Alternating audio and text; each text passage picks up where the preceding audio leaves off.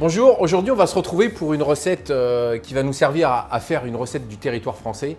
Mais pour commencer, on va faire référence à une recette classique qui est la pâte à brioche. On l'avait déjà faite, mais on va en reparler parce qu'en fait, entre-temps, on a changé un peu la recette. Donc c'est pour vous donner la nouvelle recette. C'est une farine T80 qui est totalement bio, qui est peut-être issue des blés du domaine d'Auvenay. Ça donne une texture, un goût à la pâte qui est incomparable.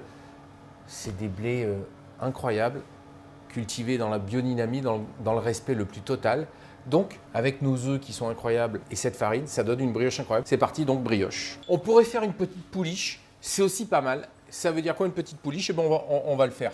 Alors, j'ai fait tiédir le lait. Une petite pouliche, c'est prélever une partie de la farine et faire un petit levain qui va donner un meilleur résultat que si on le faisait en direct. Mais on peut le faire en direct aussi, ça prend juste un tout petit peu plus de temps. Voilà, on va mettre une partie de la farine qu'on a tamisée. Vous avez vu cette farine comme elle est belle, T80. C'est une farine qui a une belle couleur, qui a une belle saveur. Alors, voilà, c'est tiède, on va faire un petit levain.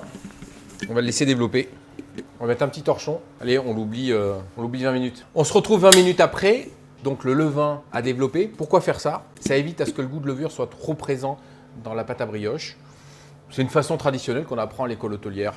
Donc c'est pas obligatoire, on pourrait le faire direct. Si on le faisait directement, on aurait détendu le lait et la farine. On va mettre le sel de sucre sur la farine. Et là, on commençait à mélanger avec les œufs tout de suite. Le levain est au fond. Ce qu'il faut surtout, c'est de ne pas mettre le sel sur la levure qui tuerait la levure. Quand on donne des recettes comme ça, elles sont toujours à titre indicatif. Ça, c'est une farine bio, T70, de très belle qualité. On l'achète chez Moulin Bourgeois, mais si on le fait avec une farine qui a une qualité d'absorption qui est différente, peut-être qu'il faudra rajouter un œuf ou en enlever un. Donc comme je vous l'ai dit, on va rajouter un œuf de plus par rapport à la recette. Donc on avait prévu d'en mettre 3, on va en mettre 4 parce qu'on voit que la farine absorbe différemment. La pâte s'est totalement décollée et on voit qu'elle est devenue homogène. Elle est assez élastique. Donc là, on a la première base de la pâte à brioche. On va la beurrer. On a coupé le beurre en petits morceaux.